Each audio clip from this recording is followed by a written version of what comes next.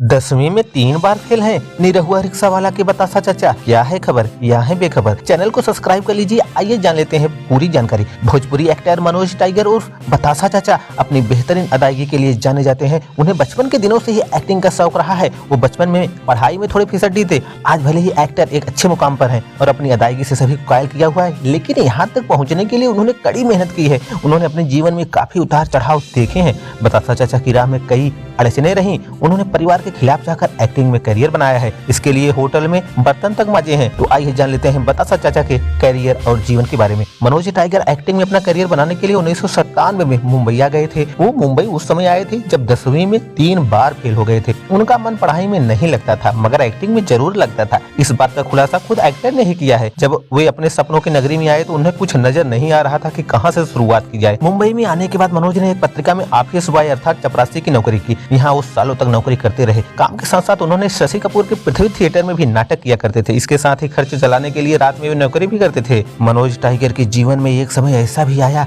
जब उन्हें होटल में बर्तन तक मांजने पड़े। सपने को पूरा करने के लिए उन्होंने बहुत मेहनत की है। वे अपना खर्च चलाने के लिए काम मांगने के लिए होटल पहुंच गए थे। उन्हें वहां पर वेटर का काम करने के लिए ऑफर मिला, लेकिन इसका काम सुबह होता था और समस्या ये थी कि सुबह में वे नाटक किया करते थे। तो ऐसे में उन्होंने होटल में बर्तन मांजने का काम पकड़ लिया। इसके लिए उन्हें हर दिन 50 रुपए मिला करते थे। मनोज टाइगर की फिल्मी किस्मत तब चमकी जब साल 2010 में दिनेश लाल यादव निरहुआ की फिल्म निरहुआ रिक्शा वाला आई। इसमें उन्होंने बतासा चाचा का रोल प्ले किया था। मनोज आज के समय में ना एक अच्छे अभिनेता हैं, बल्कि एक अच्छे स्क्रिप्ट राइटर और नाटककार भी हैं। उनके 16 साल के करियर में उन्हें 20 से ज्यादा बार तो कॉमेडियन ऑफ द ईयर का अवार्ड मिल चुका है। उनकी लेखनी के लिए भी उन्हें 2018 में सर्वश्रेष्ठ स्टोरी राइटर का खिताब भी मिल चुका है। जानकारी अच्छी लगी है तो एक लाइक करिए, चैनल सब्सक्राइब करिए, करिए इंतजार, क्योंकि हमें भोजपुरी के बाहर